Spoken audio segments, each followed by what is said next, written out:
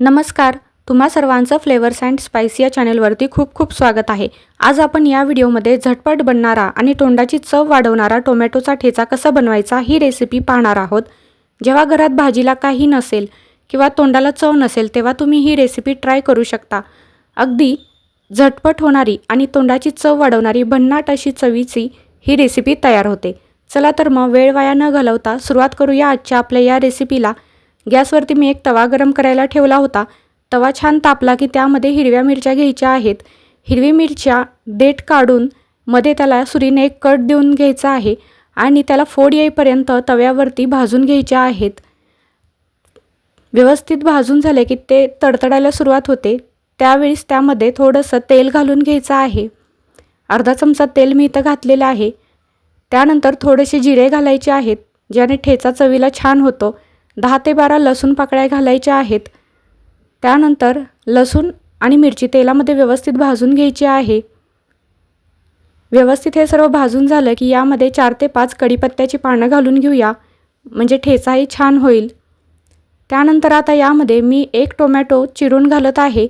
जास्त बारीकही चिरलेला नाही आहे आणि जास्त मोठ्याही फोडी याच्या केलेल्या नाही आहेत। अशा प्रकारे टोमॅटो चिरलेला आहे।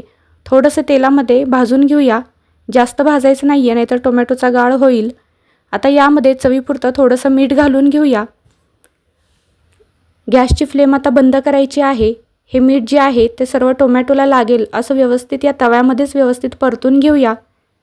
ज्याप्रमाणे व्हिडिओ दाखवले त्याप्रमाणे गॅसची फ्लेम बंद केलेली आहे। आता काय करायचं, एक वाटी किंवा अशा प्रकारचं एक फुलपात्र घ्यायचं आहे आणि व्यवस्थित याला तव्यामध्येच स्मॅश करून घ्यायचं आहे।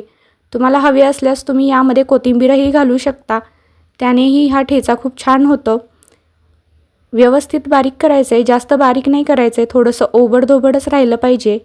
अशा पद्धतीने मी इथे तव्यातच बारीक करून घेतलेला आहे। हे पहा, अगदी भन्नाट चवीचा असा आपला टोमॅटोचा ठेचा तयार झालेला आहे। तुम्हाला जर हा ठेचा अजून तिखट बनवायचा असेल तर तुम्ही अजून 2 ते 3 हिरव्या मिरच्या एक्स्ट्रा घेऊन हा ठेचा बनवू शकता। चवीला भन्नाट अशी ही रेसिपी होते। जेवताना तोंडी लावण्यासाठी किंवा घरात भाजीला आवडती भाजी नसेल आणि तोंडाला चव नसेल तर तुम्ही ही रेसिपी नक्की ट्राय करू शकता। तुम्हाला ही रेसिपी कशी वाटली मला कमेंट करून नक्की सांगा। चॅनेलवर जर नवीन असाल तर चॅनेल सबस्क्राईब करायला विसरू नका। व्हिडिओ आणि रेसिपी जर आवडली असेल तर एक लाईक आणि शेअर नक्की करा। पुन्हा भेटूया पुढच्या रेसिपीमध्ये अशाच एका नवीन रेसिपीसोबत। हा व्हिडिओ पाहिल्याबद्दल धन्यवाद।